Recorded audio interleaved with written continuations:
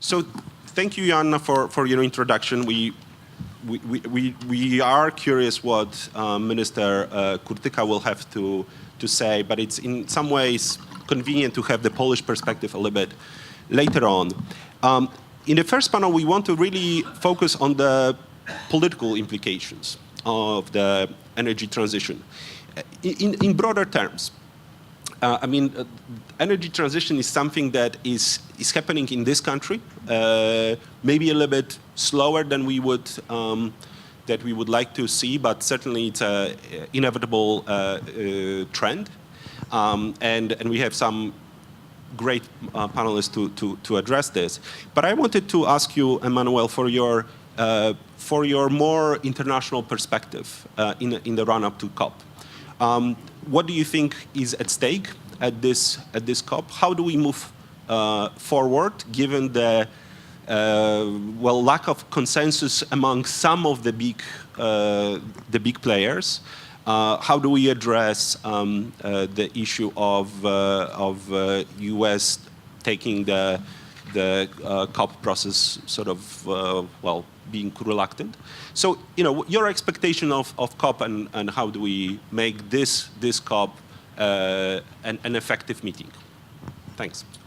Thank you very much. And first, thank you very much for the invitation. I mean, it's a great pleasure to be with you this morning and to engage into this conversation. I think it's particularly important that the international climate policy discussion in a way meets with the domestic energy discussion in particular in a country that is as important as Poland in this regard. So I'm really happy that we're making the connection in between the two debates.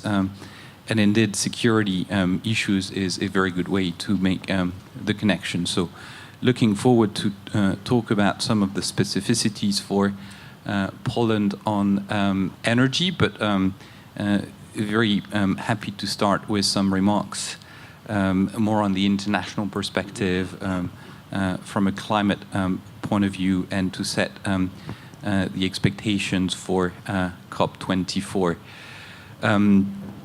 It is indeed a very challenging time for international climate policy. I think there is no point in denying that we're facing a pretty adverse political context.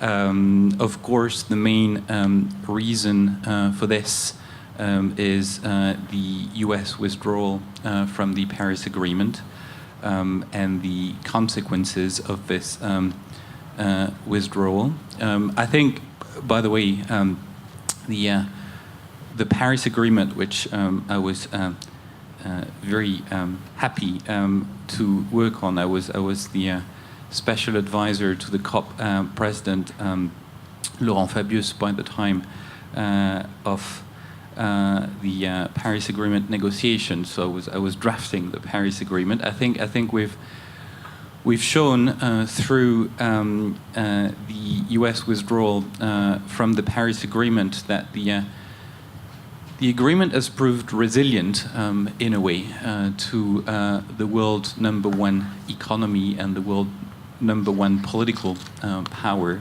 from the time being, which I think is quite a remarkable achievement in and on itself. I mean, I think the response both by the other countries, but also from some parts of the American economy and society, many of the U.S. states, many of the U.S. cities. I mean, it's interesting you've mentioned Pittsburgh and this phrase by Donald Trump. I'll just very politely make the point that the citizens of Pittsburgh have decided to join a coalition of cities worldwide committed to reducing greenhouse gas emissions and addressing climate change, and I'll not comment any further. So I think the mobilization that we've seen both in the U.S. and outside of the U.S. is really important. But there are also other challenges coming up. I don't think the election in Brazil was a positive signal, even if President-elect Bolsonaro has decided to change his mind, apparently, on leaving the Paris Agreement, also changed his mind in terms of bringing together the Agriculture Ministry and the Environment Ministry in Brazil, which would have been a very bad signal. I think it's interesting for us as Europeans to understand what was one of the drivers of this consequence not to do this, and it's in particular because some of the agribusiness in Brazil, in particular the soy producers, feared the risk of trade retaliation from major trade partners, first and foremost the European Union. So, you know, that's hard politics, and I think this is something that the European Union needs to learn how to play. Of course, I'll not give you a complete overview of the situation geopolitically. I just want to say that I think the Chinese, together with the European Union and many other countries, but to say a word about China, I mean, China stands very committed to the implementation of the energy transition in China, to the implementation of the Paris Agreement. I'm just coming back from Beijing, where we had a series of meetings with the Vice Prime Minister, with the Environment Minister, with the Special Envoy on Climate. China, and I'm sure Minister Kurtika would say the same, is extremely committed to making COP24 a success. I think ecological civilization, as they would put it in China, is really part of the Chinese vision for global governance in the 21st century. I'm not going to pretend that this is an easy thing, and I'm sure we've all read the stories about the environmental challenges of the Belt and Road Initiative, so I'm certainly not painting a picture that is completely rosy here, but I think at the level of political discourse and political commitment, there is a huge commitment on the part of China. So to conclude this long introduction with just the expectations for COP24, which I would be very happy to discuss with Mr. Kurtika, I think the first expectation, to be honest, I know that sets a pretty low bar, but COP24 just has to be a success in the sense that it needs to conclude with an agreement. And I'm saying that because it's not completely a given. There are some countries that are being a bit difficult, so there needs to be a positive conclusion of COP24. That's a very low bar. That's not sufficient. I mean, condition 2 and 3 are, in my view, very important to qualify COP24 as a success. But so the second one is that there needs to be basically an agreement on the rules for implementing the Paris Agreement. This is in many ways the main objective of COP24. I mean, it needs to basically conclude on the negotiation for the rules on transparency, the rules on implementation for the Paris Agreement to make it really effective. The third objective, which I think is not just, and I'll insist on that, this is not just something to feel good and to have a better result. I think this is an essential component to simply reaching an agreement at COP24. It has to signal very clearly the necessary increase in climate ambition in the very short term, and by 2020 in particular, the fact that countries need to revise their nationally determined contributions, not just in light of the IPCC 1.5 report, but simply to achieve the objective that they set for themselves as part of the Paris Agreement. So there are these three layers to set the expectations for COP24. Again, I don't want to send the wrong message. I don't think there is a deal that is possible just by reaching level 1. I think, for many countries, including the European Union, but also many of the least developed countries, many of the small island states, many of the larger economies, sending a clear signal on raising ambition is an essential component of success at COP24.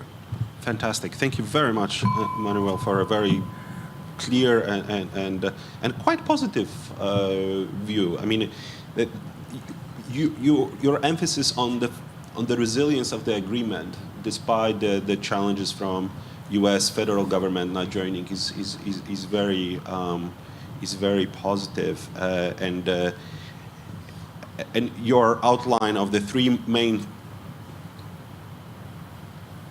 targets that need to be hit in the next 2 weeks that have to really be ambitious. I think that's a strong and powerful message.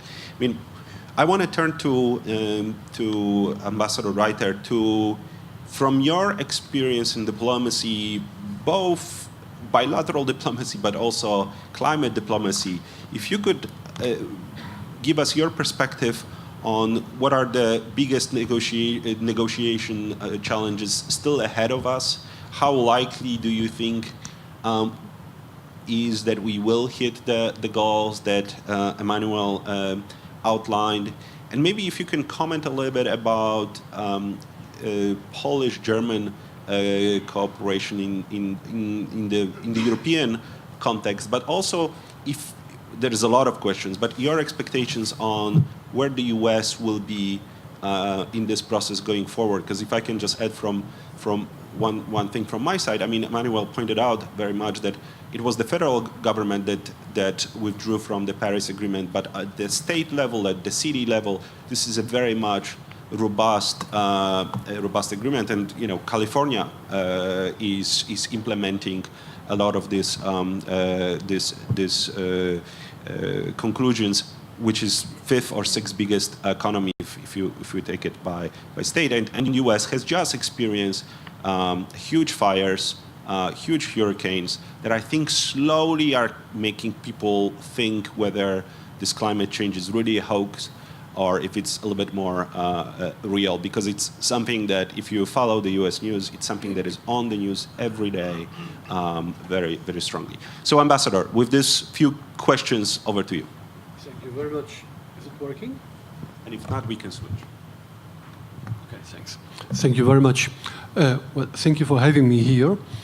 And I would like to start by saying that it's for me personally, well, a great satisfaction to see the Energy Forum doing such good job, because I remember our discussions not so long time ago when Joanna asked me about my advice, or asked me for my advice whether to do that. And I'm proud not to have said, don't do that, mission impossible, forget it. No, I did. I said, yes, do this, because this is so important. I don't have to say such nice things about the GMF, because the GMF is an established player, a think tank that I've known for, I don't know, 25 or maybe even almost 30 years. And the cooperation, I think, is a good idea. I want to share with you how I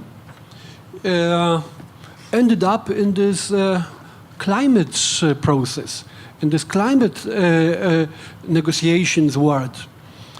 Do you know where I learned about Poland hosting COP14? In the US. I was then ambassador to the US, and someone came to me and said, your country will be hosting COP14. I said, really? I had never heard about it. And then I learned more and more. Whether you believe me or not, no one from the Polish government had informed me as ambassador in the US, to the US, that Poland was would be hosting COP14. When I came back to Poland, I was already interested in that, and then one day someone from the government came to me and seemed to be ashamed while asking me whether I would like to be Poland's special envoy for climate change. Why ashamed? Because this was considered, a junior position. And after being ambassador to Germany and to the US, special envoy for climate change. And they were surprised when I immediately said, yes, I will do that. I will do it. I said one condition. I want no money from you. They accepted the condition. So this is how it started. Because after my meetings, after my discussions in the US, I think I had a sense of how exciting and how complex this process was and is. And I'm not disappointed. Why did I do it? Because first, for me, my own experience told me something about the level of awareness of the problem in my country. And my thinking was, if we are doing it in Poland, if we are investing money, and this is not a cheap exercise, then we should use it to create awareness of the problem in Poland. Otherwise, if it is an exterritorial event, it makes little sense. And the other idea was knowing that Poland is, of course, entering this process from an extremely difficult position. As a country with the burden of the heavy industry, of this entire industry from the socialist time, Poland can, but there are more countries like Poland in the world. So we can try to look for our own way to the low carbon economy and to the transformation of the economy. And then we can share this experience with other countries. And we are in the lucky position of being member of the European Union. So the transformation in Poland would be supported by the European Union. Other countries who are not in the EU would not have this advantage. But this is our mission. That was my thinking. Well, now we are having the third COP in Poland. If you ask me what is my level of satisfaction after the first COP and then the second COP, on the scale from 0 to 10, if I want to be very polite, I would say 5, but this would be an expression of optimism. I would then give ourselves certain credits. I think we still have a long way to go, unfortunately. And unfortunately, climate change still is perceived by many people an issue of the elites, and especially of the elites who are not in Poland but in other countries. This is changing. But it's changing slowly. I believe it's changing too slowly. The other reason why I'm not as happy as I would like to be is that I think we have not succeeded to put the climate process in the wider context of the industry revolution, worldwide industry revolution, and of the technology transformation in the world, and to combine these three elements. Climate change is still seen by many people in Poland as an idealistic topic. It is not only an idealistic topic. Of course, climate change is a question of responsibility for the world and for the future generations. But climate change is also, it's business. It's business. And if you, I remember the famous sentence by Bob Zolik, one of the leading U.S. politicians, who said about China, he wished China was a stakeholder in the global economy and in global politics. If I ask myself whether Poland sees herself as a stakeholder in this process, well, my answer is, well, I'm not quite sure. Not yet. I think we are on the way, but we are not yet. We have not achieved the target. So maybe the third COP24 will give us a new push.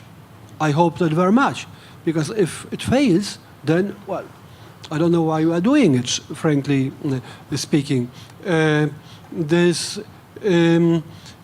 me, this is for Poland a great opportunity to share the experience of a country who is closer to many countries in the world than Germany or France or the most advanced, the richest countries in the European Union. I remember when I was a special envoy, I spoke with one of the European ministers, and I said something like that, and he said, "Well, so you are suggesting that Poland is a China of the European Union?"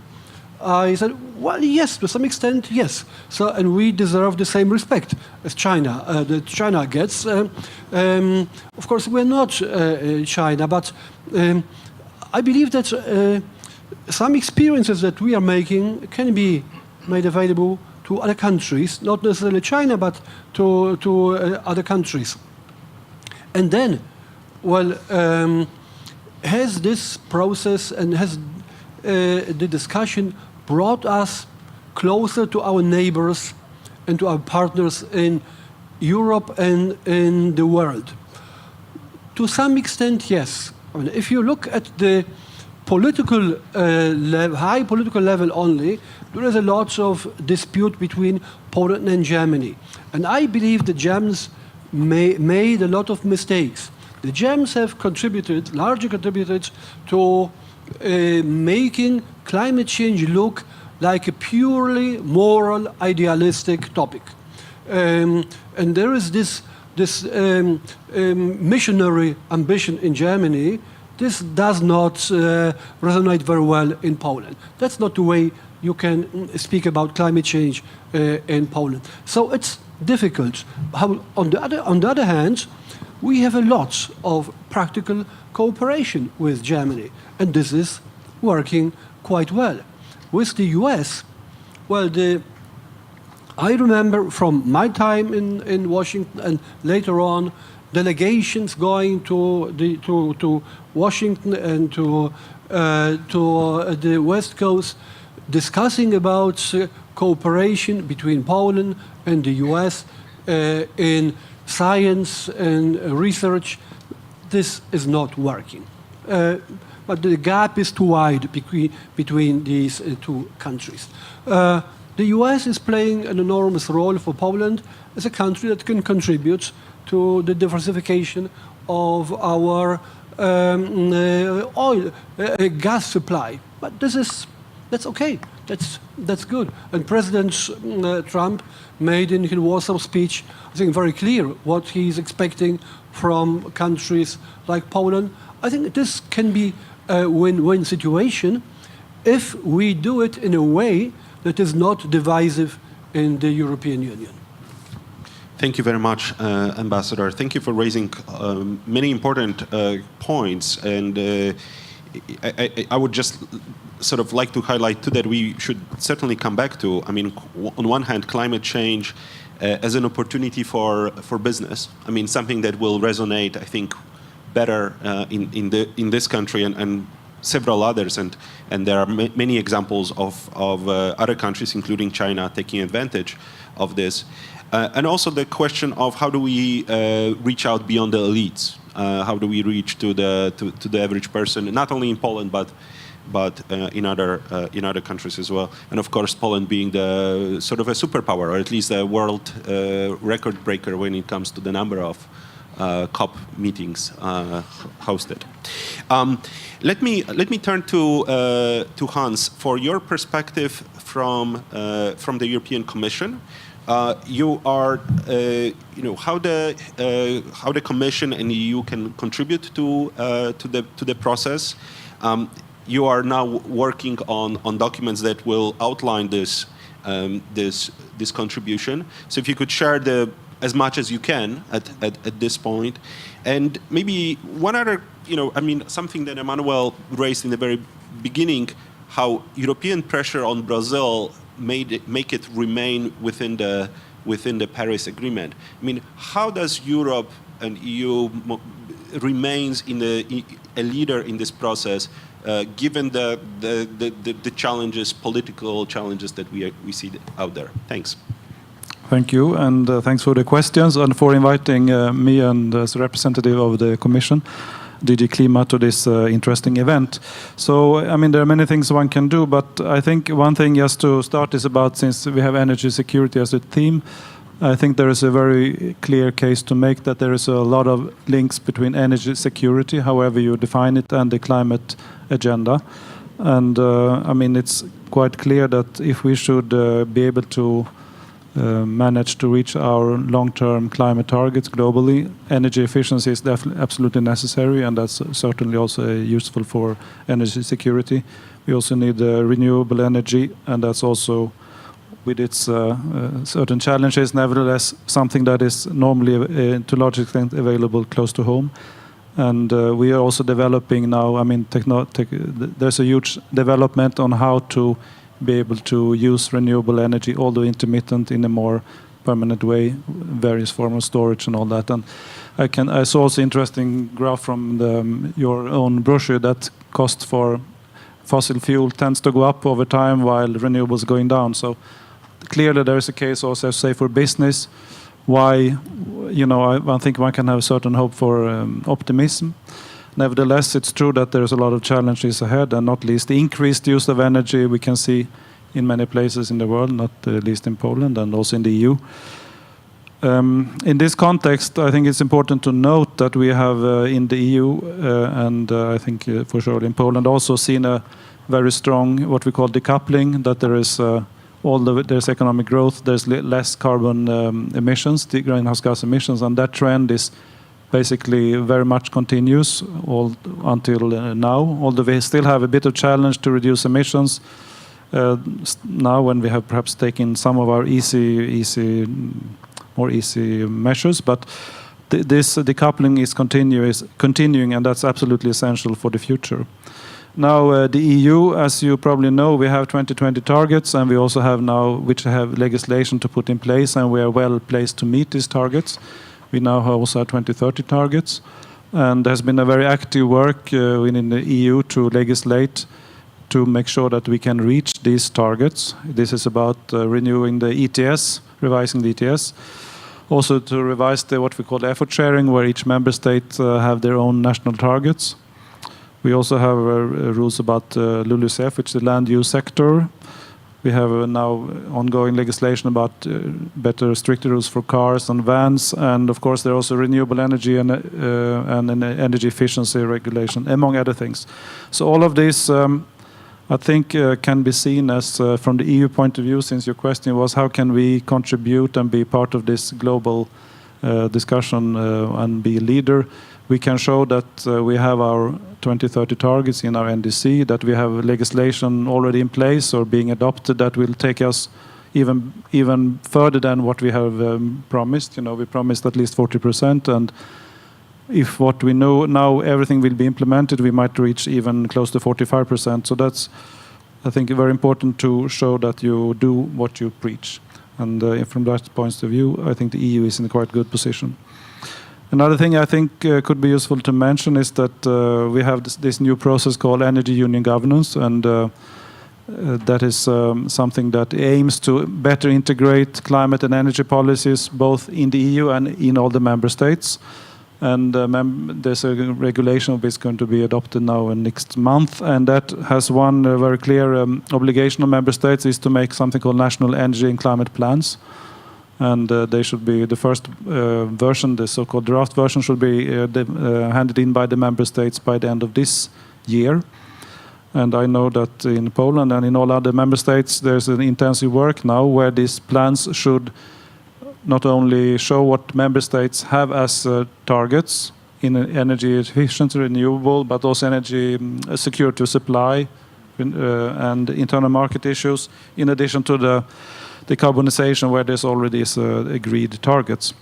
And the member states should also do this work in collaboration with the neighboring countries, and they should also do it with deep internal consultations. So it will be interesting to see early next year what member states come up with. This will all be assessed by the Commission, and then the Commission will do recommendation if needed, and then member states should do a final plan by the end of next year. And in addition to this regulation, is also member states by the end of next year should make long-term strategies to 2050. And that maybe comes me to what you're interested in also, that the EU was asked by the European Council to make a proposal for a long-term strategy for the EU. And this work has the Commission, of course, taken on board. And there's been a lot of intensive work the last year, including a lot of consultations with both stakeholders, both online and in many meetings. And the aim is for the Commission to present this document on the 28th, so that's just in a week. And so ahead of the COP, of course. And this document will contain different options and different with different, let's say, trajectories and different options how to reach different goals for the 2050. I cannot go into too much details because the work is ongoing, but basically it's not one strategy going to be proposed, but it's going to be proposed a number of different possibilities. It will be linked to a quite substantial technical document, which will outline more in detail all these different options and what is needed to reach the different goals. And that will be the input for a very intense debate that will take place in the next year or so. Their energy security is an important element, and also the business aspects. Of course, the aim is to not only cut emissions, but also have economic growth and economic well-being. And this will allow member states to agree on our long-term strategy and present it to our global partners by 2020 at the latest. So that is perhaps what I can say on introduction. Thanks. Thank you very much. Let me just follow up with one question, and just in terms of logistical aspect, the minister has just arrived. So what we'll do is we're gonna hit a pause on our discussion just after this. We'll invite minister for his remarks, and maybe I will ask you to stay on the panel, and then we're gonna, after a few Q&A, continue. But one question I wanted to ask you in terms of EU strategy, to the extent you can share before the 28th, is your expectation and the expectations within the EU, how much we can achieve with the US staying outside of the framework, and what do you expect US to come back in a later date to the framework? I mean, how far can we go without having everyone on board, and how do we in Europe deal with this question that is key for our ambitions domestically? Well, it's a very difficult question, honestly, for me to discuss the US position, and certainly what the US will do in the future, I really don't know. Of course, I think one can say it hasn't helped the current situation, but I think one can also note that once this happened, the US and Trump made this announcement, the rest of the world somehow galvanized and realized we really have a problem, we really have to work together. So at least what I heard here and there was that, with many bad things, also somehow have a positive side, that everybody else, and I think China, as the ambassador said, and also you said, is very much still on board, and so are many other developing countries and also developed countries. So let's say US is not the only player in the world after all. Of course, it's a hugely important one, but I just think you have to go on and hope that they will, one day come back, hopefully more formally. But indeed, the US is a big country and there are many states and there's a lot of action being taken. So let's not forget about that also. Absolutely. Thank you very much. I know the ambassador. I would like to just add a few sentences. I think this is not so much about a renaissance of coal. This is not so much about reversing what happened in the US. This is very much about the rules. This is very much about politics. But it's everybody knows that President Trump does not like multilateral obligations and multilateral structures. For him, this process is just an example of multilateralism. He is not a multilateralist. So I think just for principle, he does not want to participate in this process. If the US does something in this area, then it will be the expression of a sovereign decision made by the US, and not an expression of a multilateral commitment. This is just another approach. But if the US at the end of the day delivers, okay. I think the problem that the US is against multilateralism is a real problem, but not necessarily so much because only of climate change. But the question how countries deliver, but this is not, for me, a religious question. I'm here with a famous Chinese leader who said, it doesn't matter whether the mouse is black or white. It matters whether it catches, whether the cat is black or white. What matters is whether it catches mice. So whether the U.S. Climate policy is a black cat or a white cat, if it catches mice, then it's okay. Will it? I don't know, but I think it will, because there is a pressure of the industry, and there is a pressure of many states, there is a pressure of many big cities. So at the end of the day, I think the US will also deliver. Very interesting. Emmanuel. Very briefly, in response to your question, because I know we're all very eager to listen to Minister Kurtika, but 2 points. One, I think everybody understands that the Paris Agreement is not something to be renegotiated because the US decided to withdraw from the Paris Agreement, because that would be a disaster. There would be nothing to replace it in a way. The second thing is that I can assure you, without sharing too much detail, that both the European Union, but also China, but also the Polish presidency of COP24 are very aware of taking into considerations what it would take for the US in the future under a new administration to come back to the Paris Agreement. So make it possible for another administration to re-enter into the Paris Agreement, which I think is something that people share as an objective. And so people know what are the traditional considerations coming from the U.S. political system, in particular coming from the U.S. Senate. So that's an implicit objective, I think.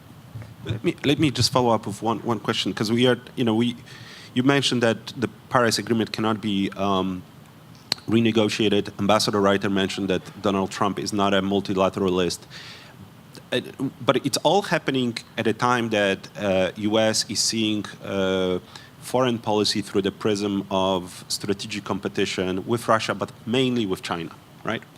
So, and President Trump has raised many times the unfair burden of the U.S.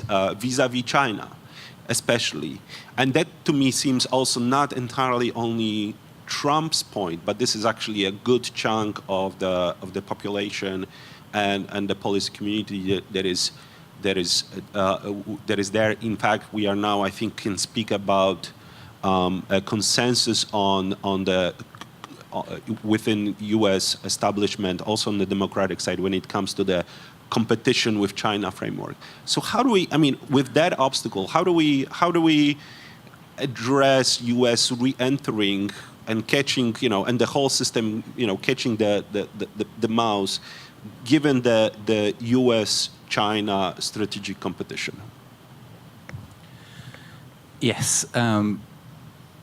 The point I'm trying to make is that it would be a big mistake. It would be very naive to think that the Paris Agreement can be renegotiated and replaced by another better, because it would accommodate the US concerns, multilateral agreement.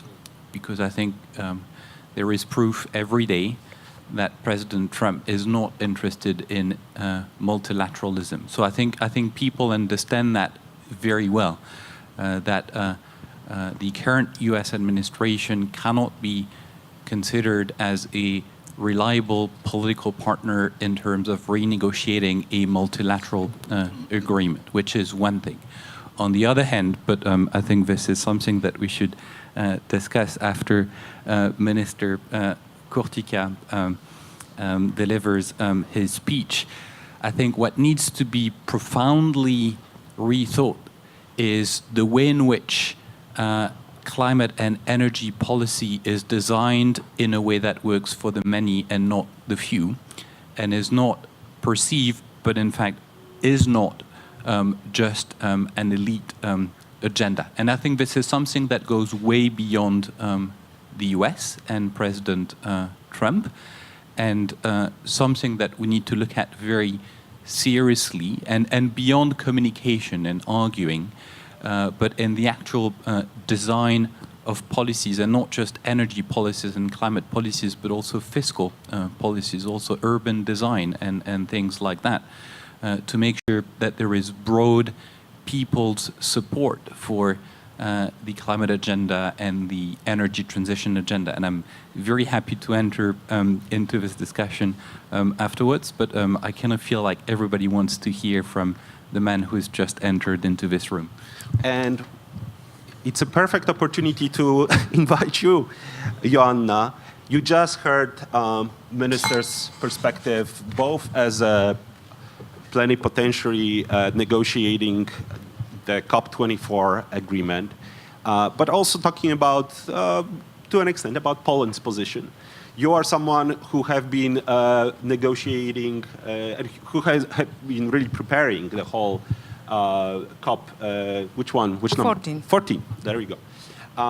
So if you could tell us your perspective, both in terms of political questions that we discussed already, but also maybe, specifically what you think Poland could, should do, is doing.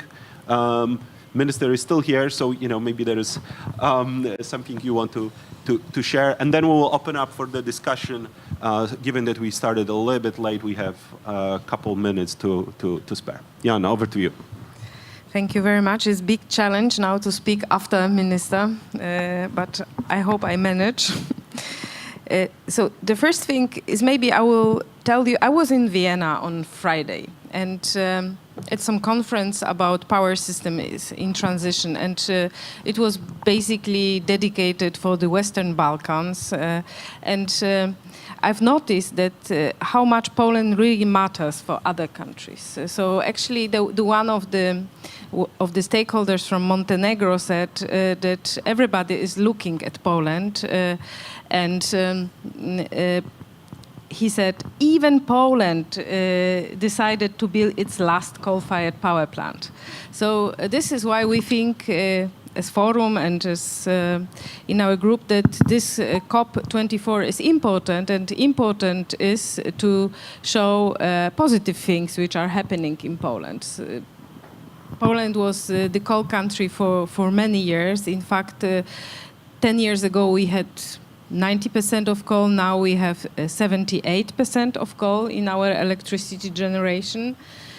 And we have some challenges for the power system, like, in example, missing capacities for the future. Polish TSO announced that 70% of capacities should be phased out in the next years as they do not meet environmental and economic standards.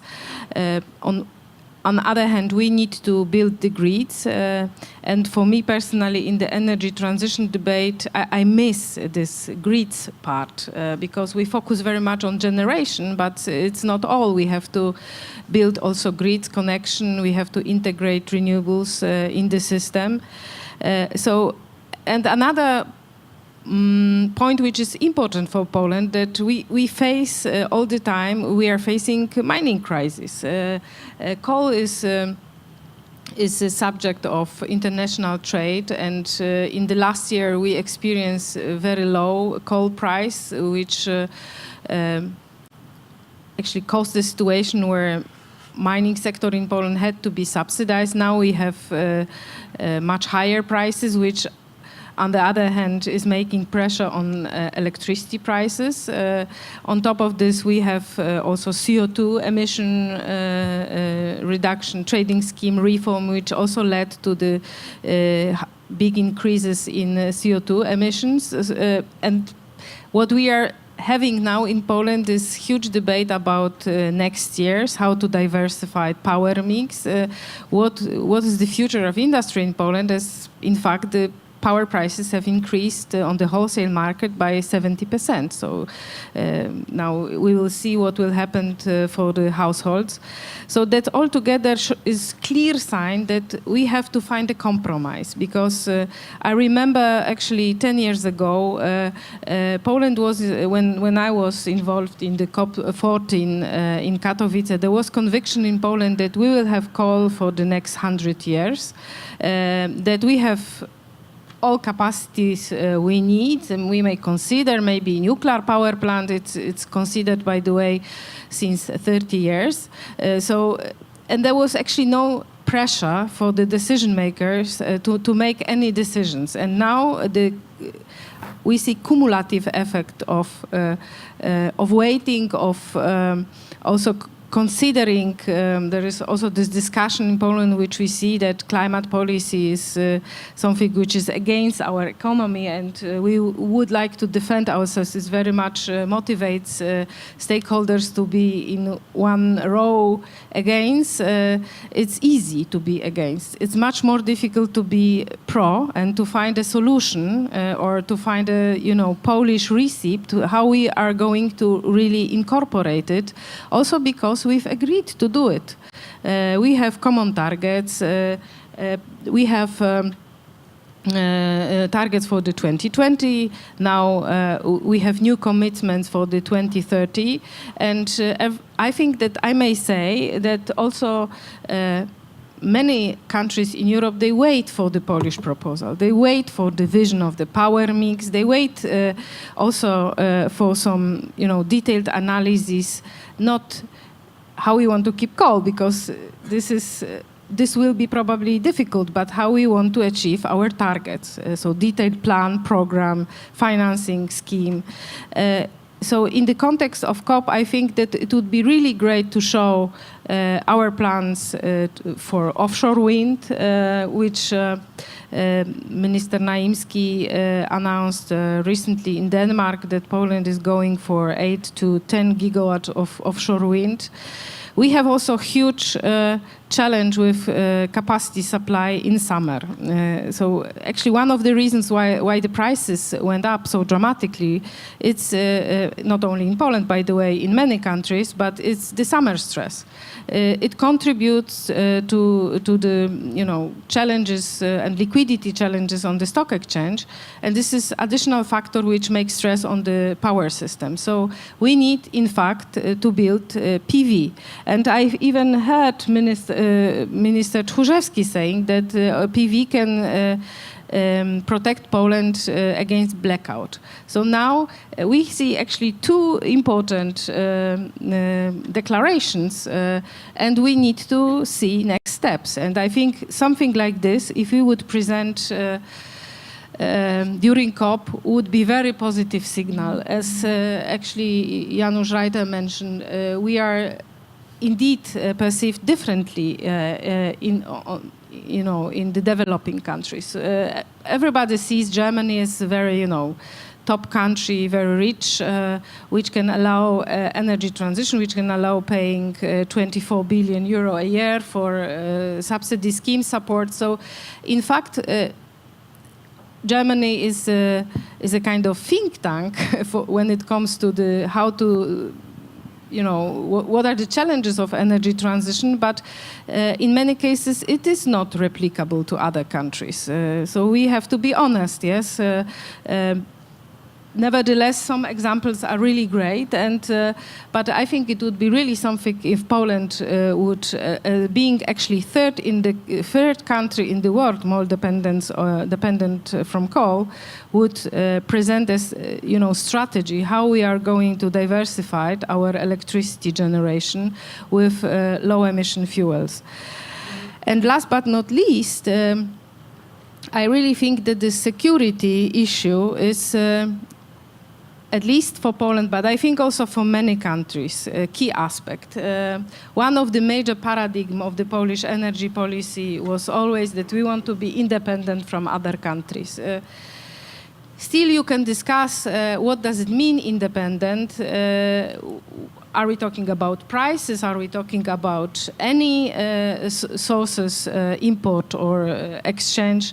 Nevertheless, I really think also for the next years, it will be still valid. I mean, there are some countries which do not care for energy security, or it's not so relevant. They are small also. We are fifth or sixth largest electricity market in Europe. So probably we cannot borrow all electricity from our neighbors. So in fact, I think that the energy security is really the key aspect of energy transition, and also for many countries. And my recommendation, Minister has left already, is that it will be really a subject which is, part of the Paris Agreement, or I don't know, maybe we don't want to disturb Paris Agreement. We know it's negotiated. We don't want to open it. It's not our, what we are recommending, but in fact, let's see energy transition as directly connected to the energy security aspects, and then I think it will be easier also to gain acceptance of the decision makers, also society, because we also see in Poland that the perception of what environment mean and what climate change mean, it is changing. Also because air pollution, also because the dramatic drought in recent years. So, and the perception of the society when it comes to renewables, polls are also showing that this is changing. And finding the compromise, how to use existing coal infrastructure with a growing share of modern technologies, including renewable storage, is, I think, really black horse in this race. Thank you very much, Joanna. Thank you for pointing to the opportunity for Poland's leadership, given that Poland is, I'm paraphrasing, but much more of a normal country when it comes to climate policy and perceptions and abilities than Germany, for example. So we could be more of an example to countries like you mentioned in the Balkans, but others as well. And this is a theme that is coming back. I also in what Ambassador Reiter said.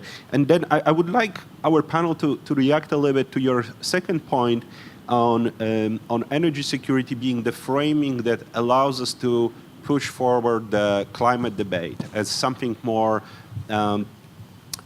concrete, salient for both the elites, for some of the countries that are dealing with energy security challenges, but maybe also for the populations. And Minister Kurtyka also clearly outlined the challenge of electricity grid, and that's something of a potential transatlantic lesson. We talked about it in the past. But before I would ask panelists to sort of react to this, I wanted to see if there are to give an opportunity for comments and questions from the room, because of the timing, we probably will have to see if you have any comments. Please catch my eye or not. Would somebody like to be brave? Okay. But then this way we're gonna actually, if I can come back to the panel with this question of the political message, of the political framing around energy security, but maybe also if you have other ideas that go outside of what we have right now on the table, outside of the Katowice rule book, to drive our imagination in the years to come. And we'll then conclude actually for a coffee break, not to be too far behind. Maybe I'll start in the opposite order. So maybe start with you, Hans, and then Ambassador Reiter and Emmanuel at the end. Over to you. Well, thank you very much. And it gave me the least time to prepare the reply. But I think it's, like I said in the beginning, it's true that we all, to have safe, reliable, and energy at a decent price, it's an extremely high political agenda, and everybody needs it and wants it. Of course, there is a challenge that, for example, now some energy maybe has to be a bit more expensive, if it's very polluting, for example, and that already, when policymakers try to take action, you can easily see reaction, and then it can come out that this is a elitist project because people say they need to drive, and then they get angry at the petrol price go up, or there are in every little policy action there is a challenge. But on the other hand, I think it's extremely important that politicians manage to explain the bigger picture. It's not always easy, because I think people who maybe are sometimes angry at some actions, they're also angry if there are no actions against climate change, for example, if they see that another time there is inundations or storms or floodings.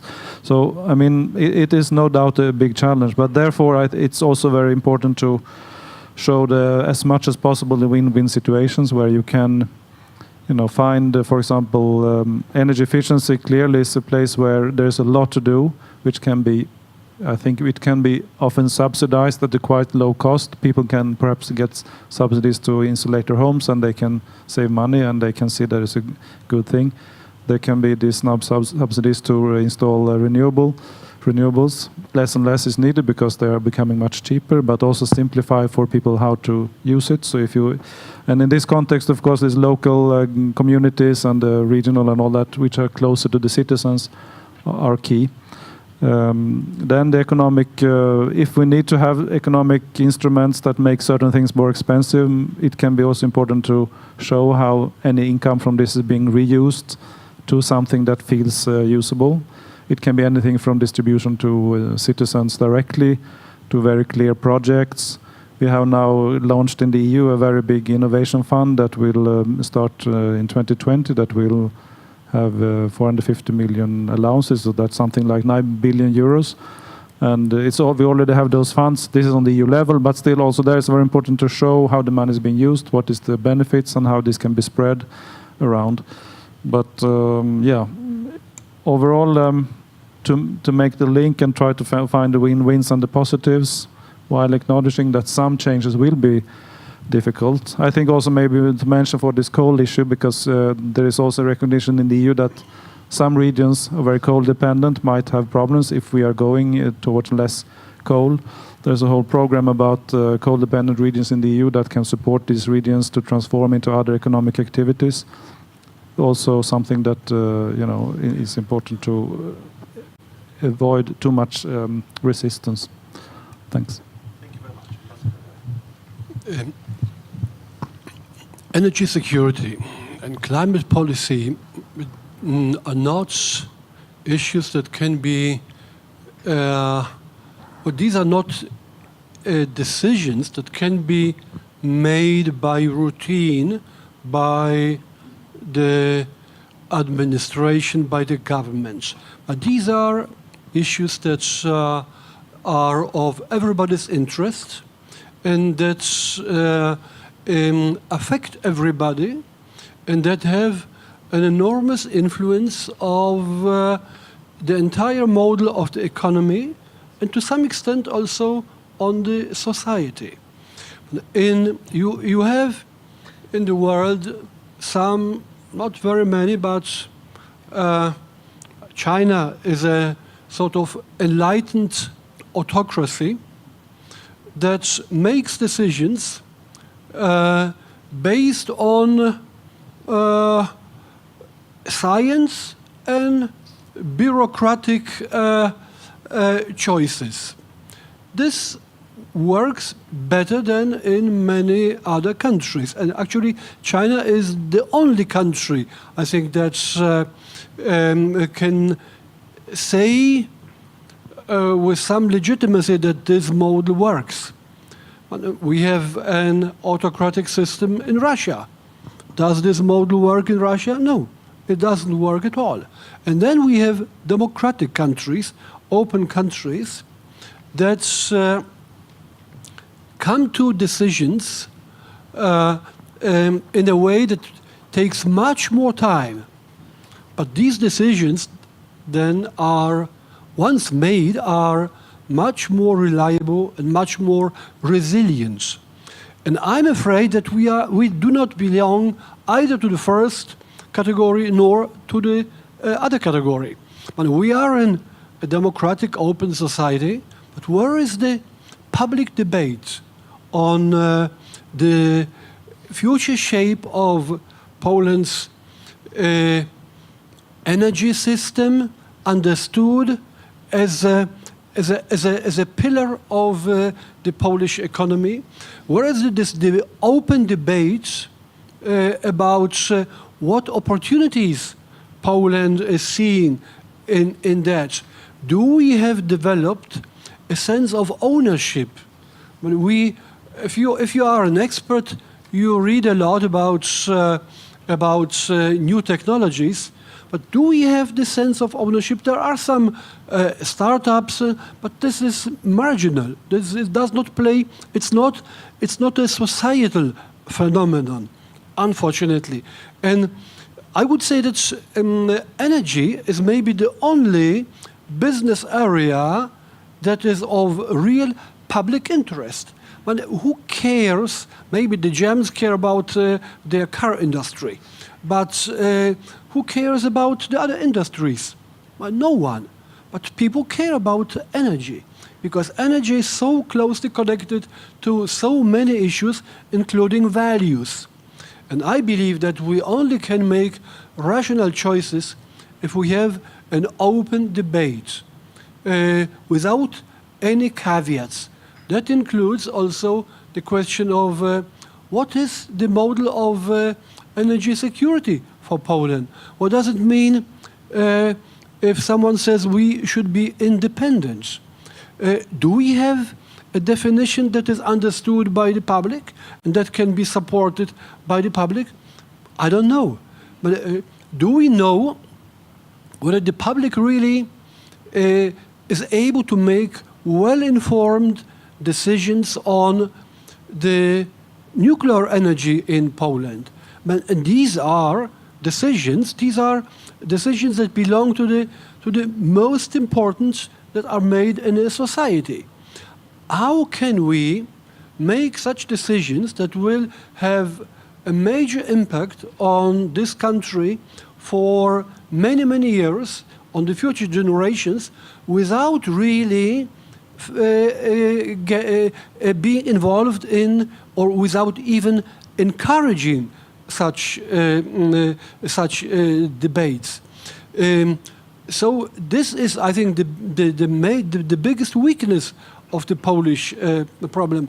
I'm not pretending to know that we need so much nuclear and so much coal and so much renewables. No, I'm not pretending to know that.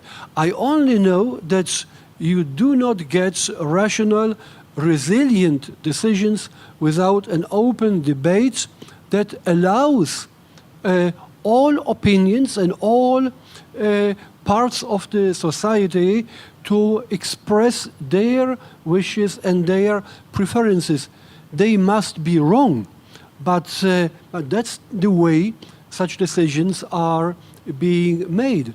And I'm afraid that instead of making energy sort of generational experience connected to the strategy of modernization of Poland, we may end up in a situation where no one will feel responsible for what we will get, and that will lead to an alienation of the public even more. I hope I'm too pessimistic, but I'm not saying that without hoping that this can be fixed. It can be fixed, and I think this event is also a contribution to fixing that. Great, thank you very much, Ambassador. We are doing our best, but thank you for your call for debate. I mean, and encouraging Forum Energii also to lead this debate forward. For the sake of time, let me jump to Emmanuel for his perspective, because I want to give everyone a chance to have a cup of coffee before second panel. Over to you, Emmanuel. Thank you very much, and I'd strongly endorse what you just said, which I think is a very, very important point. And I do think that this event and COP24 more generally in Poland contributes to having the discussion, which in and on itself is very important. But I think both Poland and the European Union more generally have a very important role to play to demonstrate that strong and vibrant democracies, as opposed to some of the other countries that you've mentioned, can deliver climate action, sustainable development, and all of that. But in response to your question, more precisely, which I think is exactly the right question at this point in time, and if I can slightly rephrase the question, I think the question is, what is the political package, in a way, to make climate action, energy transition not just acceptable to the public, because I think that would be a very negative way of putting it. I think it needs to be put in a much more positive way, and that's how can climate action, energy transition, whatever, be seen as something really exciting, something to support energetically, in a way. I'd mention a few ideas. Energy security is definitely one of them, in particular in a country like Poland. That's an important frame. Energy security, I would say, but also the fight against energy poverty, which is a very important. I mean, we've talked a lot about the dependence vis-à-vis other countries, but I think the fight against energy poverty is another very important dimension. And to be honest, I mean, I know that this is not necessarily the way in which the debate is usually framed, but I do think that for a country like Poland, energy security and tackling climate change are going in the same direction. I mean, it's not as if there was a tension in between the two objectives and you had to keep, both objective in mind and struggle to achieve both. I think they really point in the same direction. I think Poland is very much aware of the fact that, to improve your energy security, you don't want to simply let go of your dependence vis-à-vis one country and increase your dependence vis-à-vis another country, for example, on LNG and stuff like that. I think you're absolutely right, by the way, that you can get expert advice on the specific numbers, but it should be a public debate. But I think all of that points in the direction of renewable energy at large in the future progressively being the center of the energy mix and complemented by other sources to ensure stability, to ensure storage, etc., etc. But I think these two dimensions, energy security and climate mitigation, are pointing in the same direction, which is a huge asset. The second point I would mention in this political package is air quality, and you've also mentioned it. I think there is a very big demand in many countries, and not just OECD countries. That's also the case in China. That's also the case in India. That is, from what I'm being told by my colleagues, very much the case in colleague also, a very strong demand for air quality. And again, that goes in the same direction as reducing progressively emissions, in particular from coal. I think a third dimension, which Minister Kurtika alluded to, is basically the social dimension or the job dimension of this transition, which is extremely important because there needs to be a future for people working in the coal industry, in the energy sector more generally. But the point I'd like to make here is that it's important to frame it a little bit more broadly than finding a future of people working in coal and renewable energy. I don't think any country is looking at it like this. I mean, it's a debate on the future of jobs, and this is how it needs to be framed. But I think it's very important that this is addressed seriously. And the fourth element that I would throw in the mix, and that might sound a little bit counter-intuitive, but I would say digitization of the economy. And I know that this is not necessarily how people, associate Poland with, but I think there is a very vibrant community here in Poland that is very active in this new economy, and that needs to be part of the mix, to be honest. So I think if we combine these four dimensions, energy security and energy poverty, air quality, future of jobs, and digitization, and make that a political platform that politicians can rally broad support, as opposed to being very divisive in between the environmentalists on the one hand and the energy fossil fuel supporters on the other hand, there is really something that Poland can show to the rest of the world. I completely agree with that. Thank you very much, Emmanuel, for outlining the very attractive package, I would say, and hopefully something that we can see coming out of the COP24 meeting. We had in my view, very fascinating discussion with a very timely intervention from the minister that also emphasized the both need for more debate in Warsaw and in Poland, but also Poland's potential role for leadership beyond hosting, of course, this COP, but actually showing via its approach and policies a way forward to other countries as well. I wanted to ask you to thank our fantastic panelists. In the second panel, we have great panelists also from the business community and the think tank community that will unpack a little bit more the energy transition question. So please make sure to stay for that. And right now, I want to invite you over for a quick 10-minute coffee and then delicious lunch. Thanks.